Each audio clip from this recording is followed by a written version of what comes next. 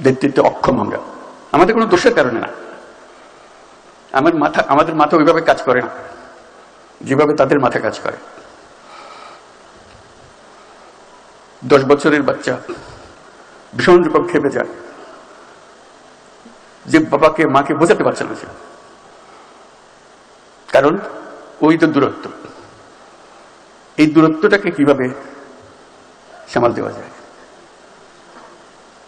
আমরা আজকে যে আলোচনা করছি সবকিছু হলো পুরনো আমলের কথাবার্তা। আমি ঢালাও ভাবে বললাম কথাটা চেপে ধরার জন্য, এটা আসলে তাই। সেজন্য আমরা ইররিলেভেন্ট হয়ে যাচ্ছি। যখন দ্বন্দ্ব হয় তখন আমরা বুঝতে পারি না কেন এই দ্বন্দ্ব হচ্ছে। দ্বন্দ্ব হচ্ছে এই জন্য তাদের দৃষ্টিতে আমরা গুহাবাসী। গুহাবাসীকে নগরবাসী কিভাবে কথাবার্তা বোঝাবে এই ভাষা খুঁজে পাওয়া যাচ্ছে না। এটা নগরবাসী গুহাবাসী, আজকে নগরবাসী বলছি, গুহাবাসী গুহারও আগে চলে যাবে, নগরবাসী আরো অনেক উপরে, অতি অল্প সময়ের মধ্যে দূরত্ব আরো বেড়ে যাবে। এই দূরত্ব সামাল দেওয়াই হলো আমাদের চ্যালেঞ্জ। এখানে সিনিয়র সচিব শিশু বলেছে, বিশেষ সহকারী আইসিটি মন্ত্রণালয় ফয়েজ বলেছে যে আমরা নাগরিক সেবা দেওয়ার চেষ্টা করছি। আমি প্রথম দিন থেকে চেষ্টা করছি যে এটা কেন হবে না।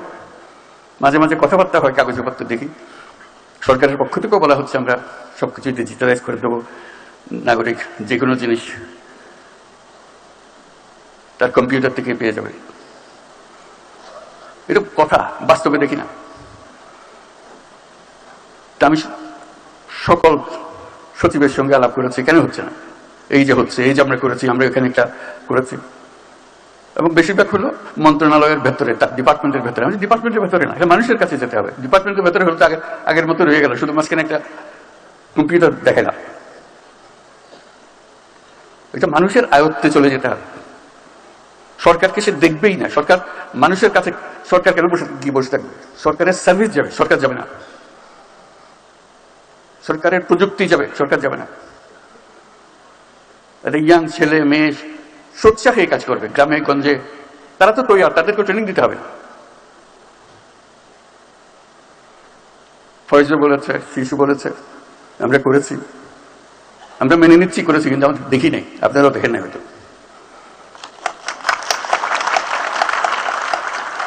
পরিসংখ্যানও দেবে এতটা করে, এত শত করেছি, এত হাজার করেছি, কিন্তু আমরা দেখি নাই।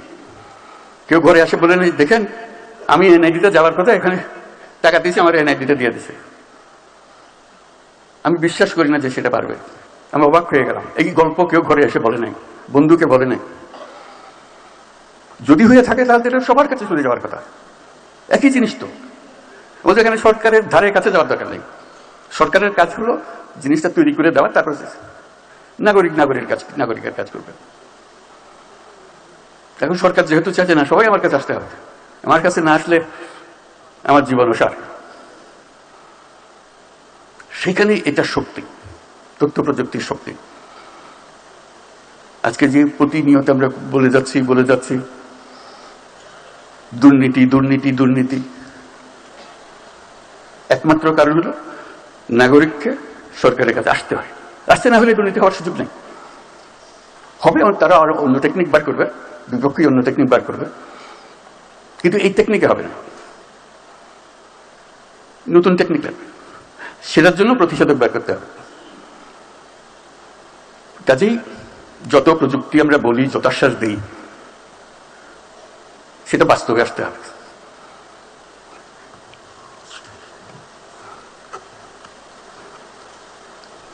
আনুষ্ঠানিক কথাটা বলি, digital device and innovation expo 2026 এর উদ্বোধনী অনুষ্ঠানে উপস্থিত সকলকে আমার শুভেচ্ছা ও সালাম জানাচ্ছি। Digital device and innovation expo 2026 আয়োজনের সাথে সংশ্লিষ্ট সকলকে আমি আন্তরিক ধন্যবাদ জানাচ্ছি। আশা করি এই এক্সপো আমাদের উদ্বোধনী যাত্রায় এক নতুন দিগন্তের উন্মোচন করবে। আমরা এক বিশেষ সময় পার করছি। 24 গণ-অভ্যুত্থান আমাদের সামনে অনেক সম্ভাবনার দরজা খুলে দিয়েছে, যার নেতৃত্বে ছিল তরুণরা। এই তরুণরাই নতুন বাংলাদেশের নেতৃত্ব দেবে। শুধু বাংলাদেশ নয়, এখানে আমার একটা কথা, আমরা শুধু বাংলাদেশের কথা বলছি, আমরা নতুন প্রজন্মের কাছে বাংলাদেশ একটা অংশ, গুরুত্বপূর্ণ অংশ, কিন্তু তারা বিশ্ব নাগরিক। আপনি তার ঠেলে ঠুলে খালি না বাংলাদেশে ঢুকাই দিয়ে না, বাংলাদেশের কাজ করবে সে, বাংলাদেশের কাজ করার জন্য, সেই গর্ব অনুভব করার জন্যই তাকে বিশ্ব নাগরিক হতে হবে, কারণ বিশ্বে তার ভূমিকা পালন করতে হবে। আমি একটা প্রচেষ্টা করেছিলাম, ব্যর্থ হয়েছি, বহুবার বলেছি, একটা অ্যাপ বানানো, শুধু একটা অ্যাপ বানানো, নামও দিয়েছিলাম শুভেচ্ছা। এটা হলো বাংলাদেশি যে যেখানে আছে দুনিয়ার, যে যে কাজে আছে, এই অ্যাপের মাধ্যমে বাংলাদেশের সঙ্গে যুক্ত হওয়া, বাংলাদেশি কে কি করছে তার খোঁজ খবর নেবার একটা সুযোগ হবে। তার বিষয় বৈশিষ্ট্য কি, তারা সেই বৈশিষ্ট্যের আরো কারা আছে, তারা একটা সাব গ্রুপ করবে, তারা বলবে আমাদের, আমি তো এই কাজ করি, আমি তো এটা বাংলাদেশে যে কোনো সময় করে দিতে পারি। আমাদের যে অ্যাসেট সারা দুনিয়াতে ছড়িয়ে আছে এবং তাদের আন্তরিকতার কোনো সীমা নেই, একটু ইশারা দিলে আপনি আছে, কিন্তু আমরা নারাজ তাদের সঙ্গে আলাপ করতে। এই অ্যাপটা এই হচ্ছে করতে করতে আশ্চর্যজনক হলো না। একটা জায়গায় আমরা যদি টেকনোলজি এতই বুঝি, এতই আমাদের কৃতিত্ব, এই কাজটা কেন করতে হবে? একটা জায়গা যেখানে আমরা সবাই একত্র হবো, যারা ইচ্ছুক তারা পাতে নিজেদের সাব গ্রুপ করবে, আমি এখান থেকে এই সাবজেক্টে আমি করতে পারি, এই কাজটা আমরা তো এটাই রিসার্চ করেছি, এটাই তো বের করেছি, সারা দুনিয়া নিচ্ছি, বাংলাদেশ কেন নেবে না? আমি গিয়ে করে দিয়ে আসবো, বা আমার এখানে পাঠিয়ে দাও, আমি সব ঠিক করে দেবো, আমি টাকার ব্যবস্থা করবো, কাজের ব্যবস্থা করবো, ইত্যাদি ইত্যাদি। সম্ভব, বিরাট রিসোর্স একটা, এই রিসোর্সটা আমরা ব্যবহার করতে পারছি না, অথচ আমরা মনে করছি যে প্রযুক্তিতে আমরা অনেক কিছু করে ফেলেছি। বহু করার আছে, বহু জিনিস আছে যেটা আমরা হাতে দিচ্ছি, শুধু গদবান্ধা কথা বারে বারে উচ্চারণ করে যাচ্ছে। আমরা এখন একটা বিশেষ সময় পার করছি। 24-এর গণ-অভ্যুত্থান আমাদের সামনে অনেক সম্ভাবনার দরজা খুলে দিয়েছে, যার নেতৃত্বে ছিল তরুণরা। এই তরুণরাই নতুন বাংলাদেশের নেতৃত্ব দেবে। শুধু বাংলাদেশ নয়, তারা গোটা বিশ্বের নেতৃত্ব দেবে। তাদের কোনটাতে ঘাটতি নাই, আমরা শুধু টেনে রাখছি, তাদেরকে টেনে ধরছি। তাদেরকে ছেড়ে দিলে সে ঘড়ির মতো উড়ে বেড়াবে। বর্তমান তরুণ প্রজন্ম আগেকার প্রজন্ম থেকে সম্পূর্ণ আলাদা। আমরা দেখতে একরকম, কথা বলি একরকম, মানুষ আমরা ভিন্ন। সে আমাকে অনেক পেছনে ফেলে চলে গেছে, যেহেতু আমি এত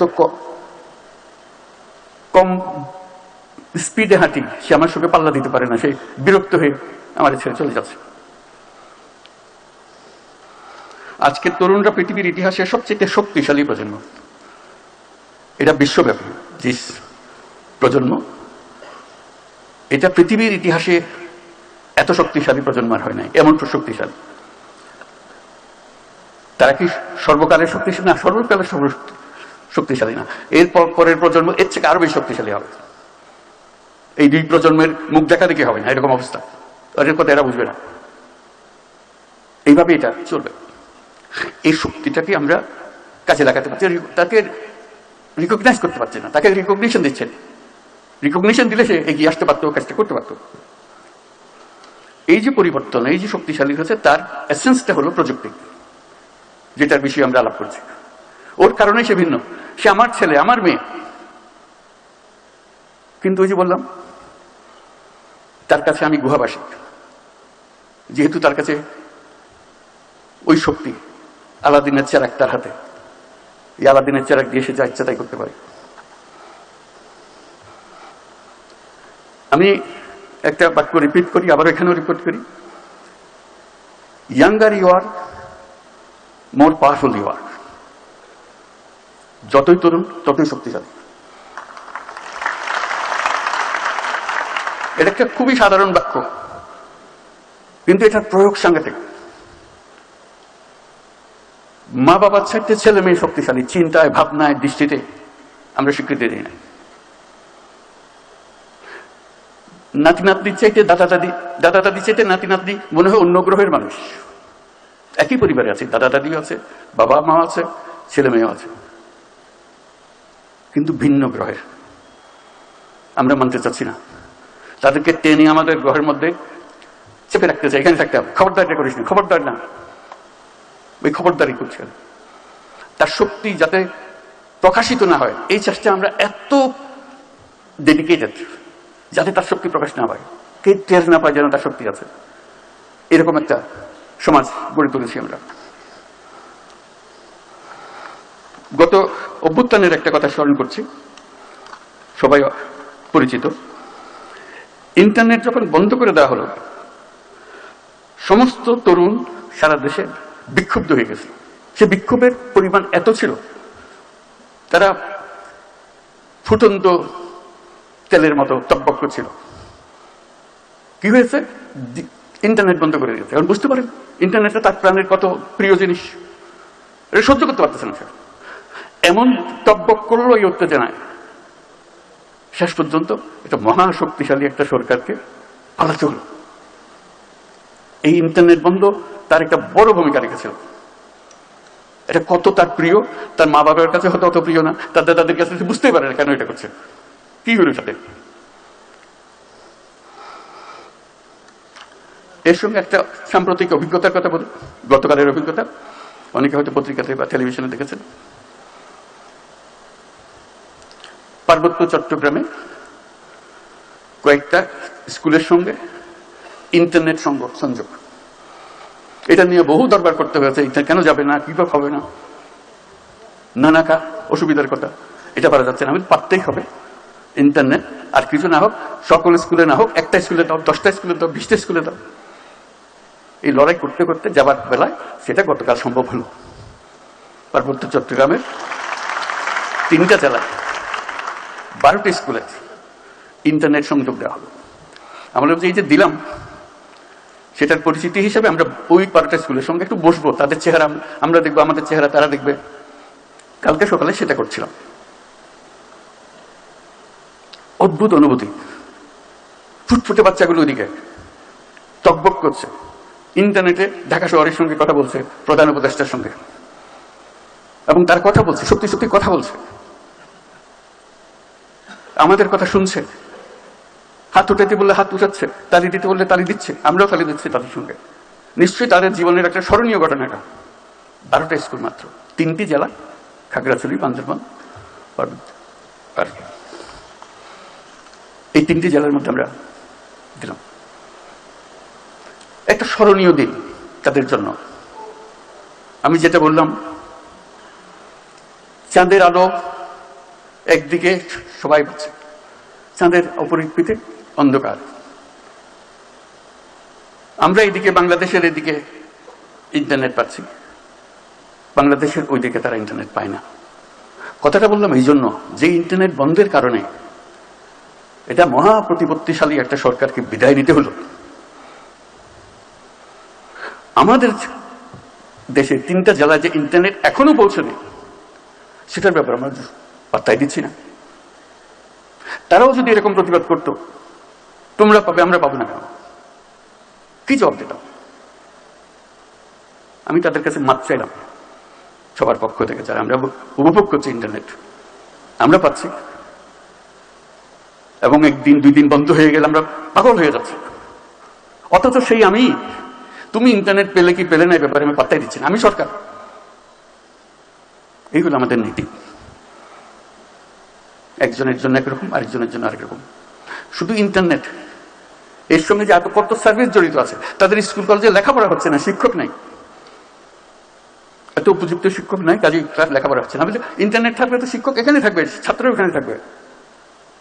বল শিক্ষক যেতে চাই, আমি যাবার দরকারটা কি? কোন যুগে আছি আমরা? শিক্ষক ফুটতেছে তার বাড়িতে বসে ওখানে লেখাপড়া করো। আমি তুমি চ্যালেঞ্জ দাও, যত রিটায়ার্ড শিক্ষক আছে বাংলাদেশের বেস্ট শিক্ষক বেছে নাও, যে পার্বত্য চট্টগ্রামের একটি স্কুলে উনি এই সাবজেক্ট পড়াবেন, আনন্দ সহকারে রাজি হয়ে যাবো। বলছে কত স্কুলে পড়াতে পারবো, বলছেন আমি তো রিটায়ার্ড মানুষ, and he may be or she may be the best teacher. সে আনন্দ পাবে, ছেলেরও পাবে, শুধু ওই ইন্টারনেট প্রযুক্তিটা লাগিয়ে দাও। তো কালকে তো ওপেন করলাম, খেয়াল রাখবেন এটা কয়দিন ওপেন থাকে।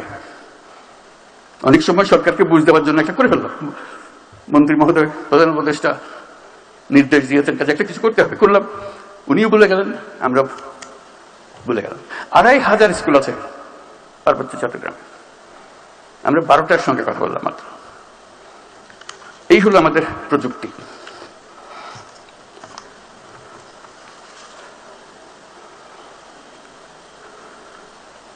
গতিহীনতা আমাদেরকে শেষ করে দেবে। পৃথিবী ওই স্পুটনিকের ব্যাগে চলে যাচ্ছে,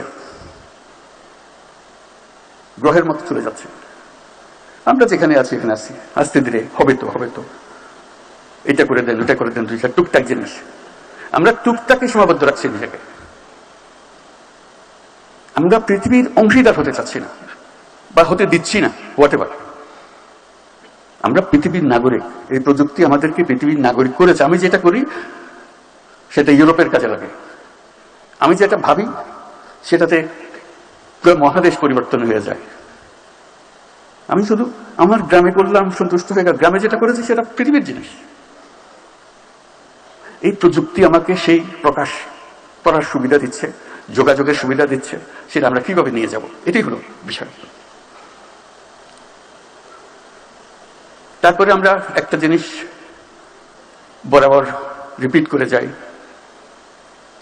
এটার বিরুদ্ধে আমি আমার কথাটা বলেই যাচ্ছি, আজকে আবার বলবো। আমাদের আশ্বাস হলো সবার জন্য চাকরি দেব।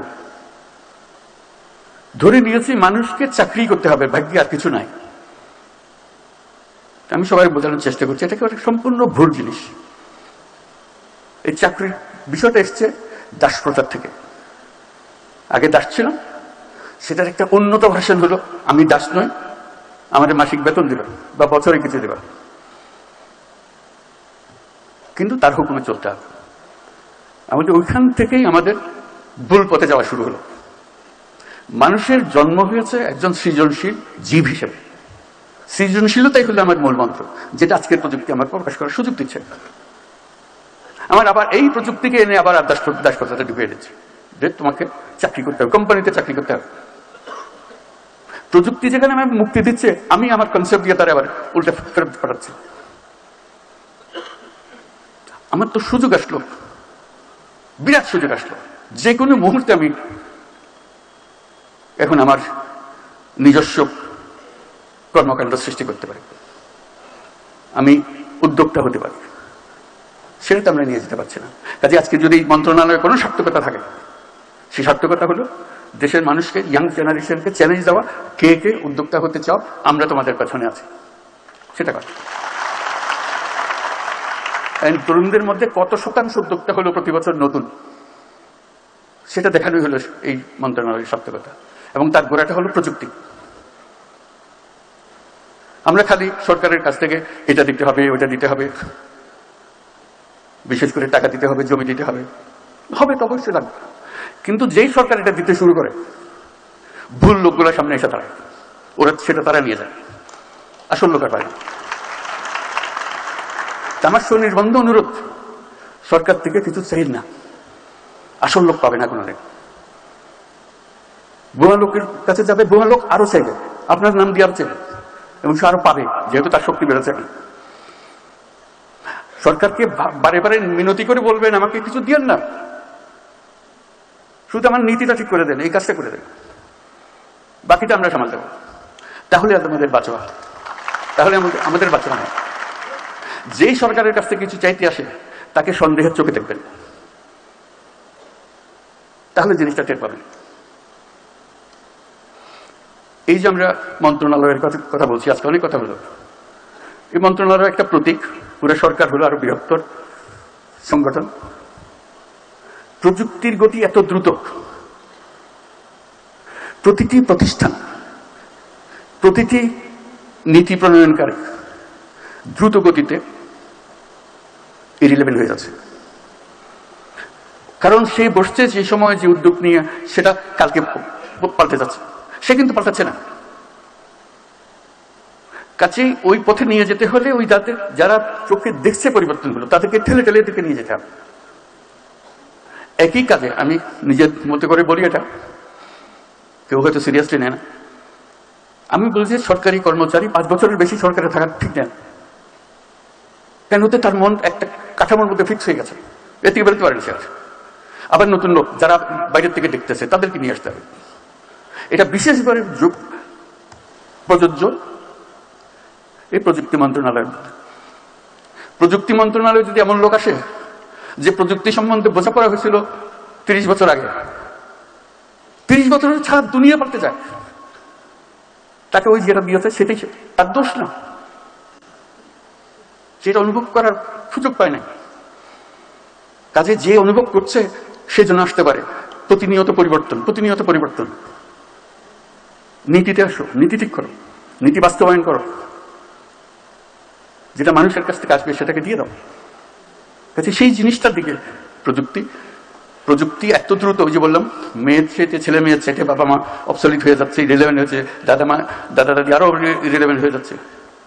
সরকারের কথা চিন্তা করে, সরকার কত রিলেভেন্ট হয়ে যাচ্ছে, হাসি পায়। পুরনো বস্তা ঘাটে সে নিয়ম নীতি নিয়ে আসে, এটার উপরে সংশোধন করতে হবে, মূলটা পাল্টায় না। ওই যে ব্রিটিশ সরকার ধরিয়ে দিয়ে গেছে নীতি, ওই নীতির উপরে সব সংশোধন হইতেছে। আরে ভাই, ওটা তো মূল জিনিস গোলমাল, নতুন করে বানাতে অসুবিধাটা কি? সেই পরিবর্তনে কেউ জানে, সব ঠেকার কাজ। আমার টাকাটা, আমার ঠেকাটা সামলা দিতে হলেও আমার প্রমোশন হবে, আমি অন্য জায়গাতে চলে যাব। রাজনীতিবিদও তাই, আমার মেয়াদটা কাটিয়ে দিয়ে আমি আবার পুনর্নির্বাচিত হলো। এই হলো ব্যাপার। আমরা প্রতিষ্ঠান বানাই, প্রতিষ্ঠান এই যে একটা বানিয়ে দিয়েছে ওটাভাবে চলতেছে। আমার তো মনে হয় প্রতিটি প্রতিষ্ঠান 10 বছর পরে পরে আবার নতুন করে বানাতে, একদম গোড়ার থেকে বানাতে হবে। কারণ এর মধ্যে পৃথিবী পাল্টে গেছে, নিয়ম কানুন পাল্টে গেছে, তার লক্ষ্য পাল্টে গেছে, এবং সে ওখানে স্থির হয়ে বসে আছে। তো এই পরিবর্তনগুলো আসতে হবে, এটি হলো আমার মোদ্দা কথা।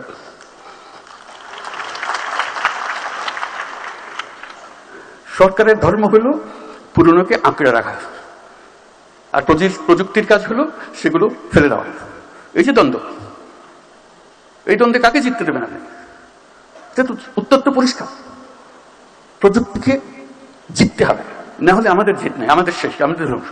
পৃথিবী আমাদের দিকে, আমাদের জন্য কেউ অপেক্ষা করছে না। আমরা আমাদের নেতৃত্ব দেওয়ার কথা, আমরা এখন ফলোয়ার সাব ফলোয়ার হয়ে বসে আছি, দূরে দূরে দূরে। তার ফলে হলো কি, আমরা প্রযুক্তি বুঝি কিন্তু কোনো জায়গা পাচ্ছি না। বাংলাদেশ একটা বিষয়ে পৃথিবীর চ্যাম্পিয়ন এখন, আপনাদের সবার জানা আছে হয়তো, তবু আমি আবার বলবো, পৃথিবীর চ্যাম্পিয়ন কিসে? জালিয়াতি। সব জিনিস জাল। বহু দেশ আমাদের পাসপোর্ট গ্রহণ করে না, ভিসা জাল, পাসপোর্ট জাল। আপনারা নিশ্চয় পত্রিকায় দেখেছেন আমেরিকান ভিসা জাল। এটা একটা জালিয়াতের কারখানা বানিয়েছে আমরা। আমাদের বুদ্ধি আছে, না হলে জালিয়াতি করতে পারতাম না, কিন্তু খারাপ কাজে লাগাচ্ছে। যে জালিয়াতি করতে জানে তার কাছে অনেক ক্রিয়েটিভিটি।